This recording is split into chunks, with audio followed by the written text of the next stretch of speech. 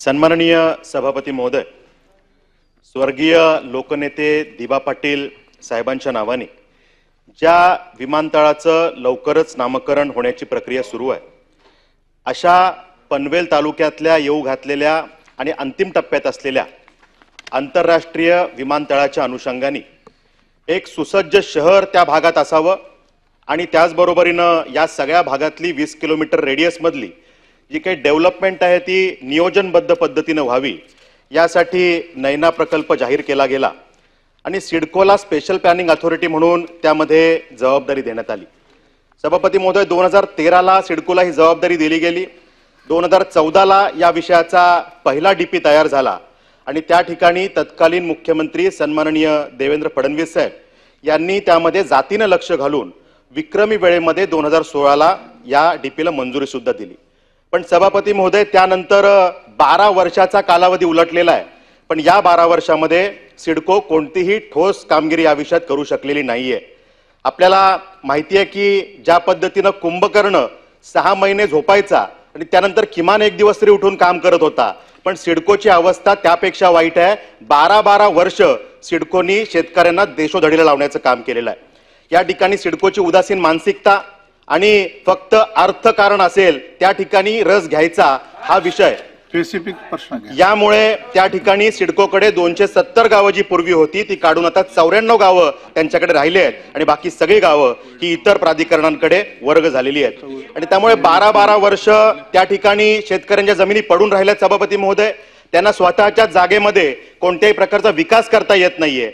त्या ठिकाणी त्यांच्या भावकीतल्या असलेल्या जमिनी कुठेतरी त्यातून 2 पैसे मिळतील ही भावना शेतकऱ्यांची होती, पण त्यामध्ये आज शेतकरी पूर्ण आर्थिक संकटामध्ये अडकलेला आहे। या विषयामध्ये माझे जे प्रश्न आहेत सभापती महोदय, की रस्त्यांमध्ये बाधित असलेल्या बांधकामांना दिलेल्या नोटीसचा उल्लेख या उत्तरामध्ये केलाय, पण या व्यतिरिक्तची जी काही नयना क्षेत्रातली सगळी बांधकामं आहेत या बांधकामांना संरक्षित केलं गेलं पाहिजे ही माझी मागणी आहे। आपण या बांधकामांना संरक्षित करणार का हा पहिला प्रश्न।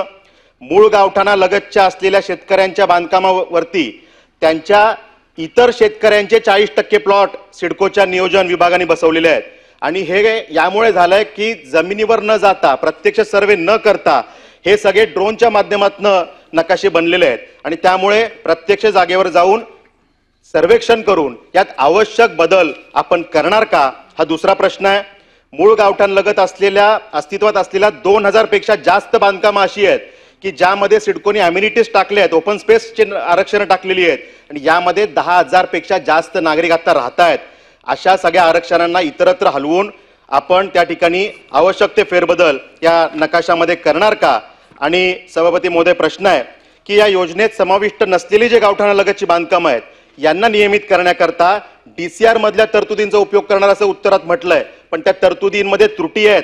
यामध्ये त्या ठिकाणी सिडकोनी यापूर्वी सुद्धा एक कंपाऊंड स्ट्रक्चर योजना जाहीर केली होती आणि त्यात ही बांधकामं नियमित करून घ्या असं म्हटलं होतं, पण त्या त्रुटी असल्यामुळे ही बांधकामं तेव्हा नियमित होऊ शकले नाहीत आणि त्यामुळे UDCPR मधल्या कंजेस्टेड एरियासाठी ज्या तरतुदी आहेत त्या तरतुदींचा उपयोग जर का केला तरी बांधकामं नियमित होऊ शकतील। तर आपण ह्या तरतुदींचा उपयोग करणार का आणि रस्त्यात बाधित होणाऱ्यांचं पुनर्वसन आपण कसं करणार आहे त्या बांधकामांचं आणि त्यांना मोबदला काय देणार आहे याविषयी सिडकोचं धोरण काय हे माझे प्रश्न आहेत सभापती महोदय। त्याच्यामध्ये जे बाधित घरांच्या बाबतीतला त्यांचा जो प्रश्न आहे सभापती महोदय, त्याच्यामध्ये जवळ आपण सर्व बांधकामं ही सुरक्षित करणार आहोत।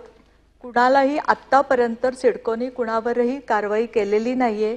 या संबंधीची सर्व चर्चा ही ग्रामपंचायतीच्या बरोबर तिथल्या लोकप्रतिनिधींबरोबर करूनच या संबंधीचे सगळे निर्णय सिडको घेत आहे सभापती महोदय। दुसरा जो प्रश्न त्यांचा होता की जे मूळ बांधकामावरती 40% जे भूखंड आरक्षित केले त्याच्यामध्ये इतर हे आहे त्याच्यात फेरबदल करणार का। तर सभापती महोदय की हे त्यांचं बरोबर आहे, ह्याच्यात व्हेरीफाय करून फेरबदल करण्यात येतील, पण सभापती महोदय याच्यासाठीचा जो सर्वे करायला लागतो तर सर्वे करण्यासाठी सुद्धा जे तिथले जे मूळ जमीन मालक आहेत त्यांचा विरोध आहे त्याच्यामध्ये बऱ्याच प्रमाणामध्ये। तो जर सर्वे करून दिला तर हे फेरबदल खूप चांगल्या रीतीने करणं शक्य होईल सभापती महोदय. तिसरं जे आहे की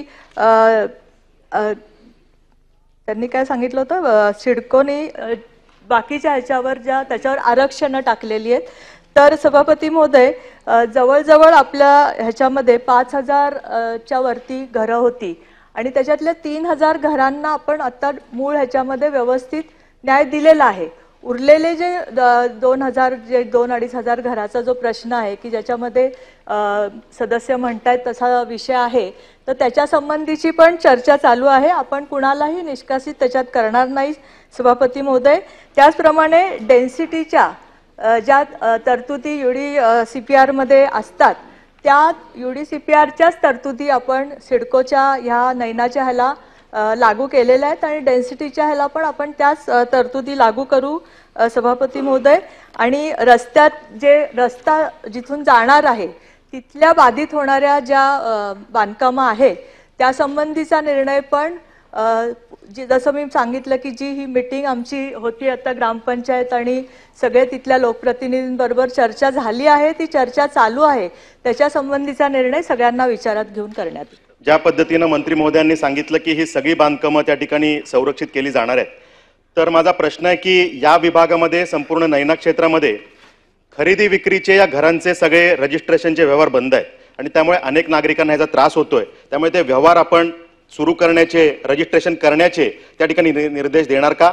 आणि यामध्ये पुनर्विकासाच्या विषयामध्ये अनुत्तरित विषय राहिलेले आहेत.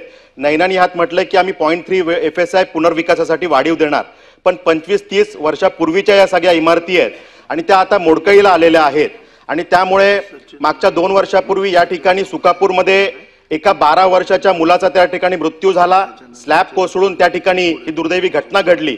अशाच प्रकारची अवस्था आज संपूर्ण या नैना क्षेत्रामध्ये बघायला मिळते आणि त्यामुळे त्या ठिकाणी फार कमी गावांमध्ये हा विषय आहे. म्हणजे पालीदेवत, आदई, देवत, सुकापूर, विचुंबे, उसरली, डेरवले, चिखले या गावांमध्ये साधारणतः 10-15 गावांमध्ये हा प्रश्न आहे. हा जर का निर्णय केला तर फार मोठा हा विषय नाहीये आणि त्यामुळे यामध्ये मागणी अशी आहे की वाढीवचा 0.3 FSI, मूळ रिजनल प्लॅनिंग मध्ये असलेला 1चा FSI फक्त 1.3चा FSI होतोय. यामध्ये पुनर्विकास होऊ शकत नाही, कुठलाही बिल्डर हे बांधून देणार नाही आणि त्यामुळे नागरिक ह्यात एफेक्ट होत आहेत आणि त्यामुळे पूर्वी अधिकृत असलेल्या या सगळ्या बिल्डिंग, मान्यता घेऊन बांधलेल्या बिल्डिंग, आता त्या विकास अनधिकृत पद्धतीने सुरू झालेला आहे आणि भविष्यात याचा त्रास होऊ शकतो. आणि त्यामुळे UDCPR मधल्या महापालिकेसाठी लागू असलेल्या ज्या तरतुदी आहेत त्यातल्या टेबल नंबर 6A ज्याच्यामध्ये वाढीव FSI मिळू शकेल, या तरतुदी आपण अंतर्भूत करणार का, हा एक प्रश्न आहे. आणि त्या ठिकाणी एक महत्वाचा विषय आहे की या जमिनींची स्वतः मालकी न घेता सिडकोनी त्या ठिकाणी ताबा कब्जा शेतकऱ्याचा आहे. अजून सिडकोच्या नावावर प्रॉपर्टी कार्ड झालं नाहीये, सातबारा नाहीये, शेतकऱ्याच्याच नावावर आहे आणि अशा ठिकाणी 7,900 कोटींच्या निविदा त्या ठिकाणी काढलेल्या आहेत. त्या पोटी 300 कोटी रुपये ऍडव्हान्स कंत्राटदारांना दिलेले आहेत आणि त्या ठिकाणी रस्त्याच्या जागेची त्या ठिकाणी मोजणी केली पाहिजे, शेतकऱ्यांना त्याचा मोबदला दिला पाहिजे 40% प्लॉट, नंतर शेतकरी ती जागा सिडकोला देईल. ही प्रक्रिया असताना कलम 89 अंतर्गत ह्या जमिनीचं ऍक्विजिशन करणं अपेक्षित असताना 6 वर्षात हे ऍक्विजिशन केलं गेलं नाही सभापती महोदय आणि त्या ठिकाणी 300 कोटी रुपये कंत्राटदारांना ऍडव्हान्स दिलेले आहेत. हे कंत्राटदार काही सिडकोचे जावई लागतात का? आणि त्यामुळे ज्या पद्धतीनं हे विषय झालेत, जनतेचे 300 कोटी कंत्राटदारांकडे पडून आहेत, या विषयामध्ये ज्यांनी आर्थिक हितसंबंध ह्यात काही आहेत का, जी चौकशी व्हायला पाहिजे आणि ज्या अधिकारी ह्यात दोषी असतील त्यांच्यावरती निलंबनाची कारवाई व्हायला पाहिजे, त्यांच्यावर गुन्हे दाखल व्हायला पाहिजे, ही माझी मागणी आहे. आणि ही कंत्राट त्वरित आपण रद्द करणार का, हा प्रश्न आहे. सांगितलं की रजिस्ट्रेशनचे व्यवहार थांबवले आहेत सभापती महोदय, ते फक्त अनाधिकृत बांधकामाचे जे व्यवहार खरेदी विक्रीचे आहेत ते थांबवलेले आहेत. दुसरं जो FSIचा जो मुद्दा आहे, तर आपण नैनाच्या याच्यामध्ये UDCPRचं कायदे लागू करतोय आणि त्याच्यामधल्या ज्या तरतुदी आहेत UDCPR प्रमाणे, तर साधारण आपण 2.5 FSI तिथे देण्याचं आता हे आहे, तर 2.5 FSI आपण देणार आहोत. त्यामुळे मला असं वाटतं की त्यांची जी शंका आहे त्याच्यामध्ये त्या लोकांना 2.5 FSI मिळेल. सभापती महोदय, तिसरं जे त्यांनी आता सांगितलं की जे रस्त्याचं टेंडर काढलेलं आहे, तर त्याच्यामध्ये त्यांची हे बरी आहे की बाबा त्यांच्या सातबारावर नोंद नाही झाली शासनाची वगैरे, पण जो MRTP कायद्यानुसार 68(1) नुसार जेव्हा ड्राफ्ट सँक्शन होतो सभापती महोदय, त्यावेळेस आपल्याला तिथे प्राधिकरणाला हव्या असणाऱ्या जागांचा उपयोग म्हणजे आपण रोड जे करतोय आता जे रोडचं टेंडर जे लागलेलं आहे त्याच्यामध्ये टोटल आपल्या पावसाळी लाईन असतील, ड्रेनेज लाईन असेल, इलेक्ट्रिसिटीच्या केबल्स असतील, ह्या सगळ्या आणि रस्त्याचे दिवे वगैरे हे सगळं धरून म्हणजे इन्फ्रासाठी आपल्याला त्याची परमिशन आपोआप मिळते ड्राफ्ट सँक्शन असल्यानंतर.